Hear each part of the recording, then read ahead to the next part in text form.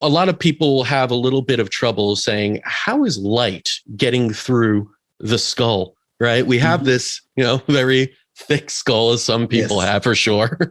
And you would think light right now isn't really penetrating into my brain. How is the Weber laser able to do, or Weber IR helmet, because it's not laser, it's infrared LEDs. How is it able to do that and get in safely also? Because a lot of people are saying, wait, if you're shining something in my brain, I don't know if I like that so much. But tell us how it's able to do that and why it's safe.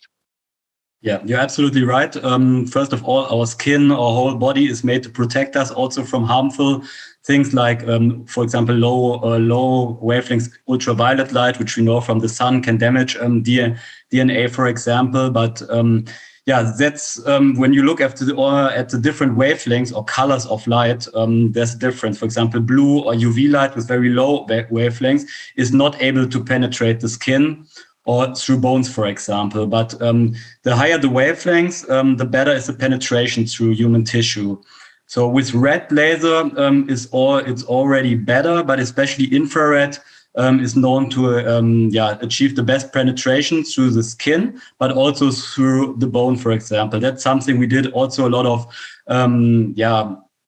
measurements, for example, on skull models and everything, where you could measure exactly how much of the light is really penetrating through the skin, but also through the bone in the end. So that's how we can determine how much power we use for the output of the device to have it as of course, as you said, it's also important that it is safe. So you don't want to overstimulate, like put very high power, which would maybe you could burn the skin or whatever. So you really have to put it to find out what is the optimum dosage for good penetration, but for no harmful effects. But again, for this, we also were lucky because we had all the basic research from the universities from the US that did all the research showing that the light is safe for neuronal, for brain cells.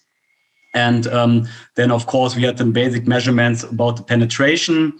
And then we did so many patients' treatments now over the last 15 years. So I don't know how many thousands or even million treatments. So we had no side effects at all. So we can also assure that it's a pretty safe treatment for sure.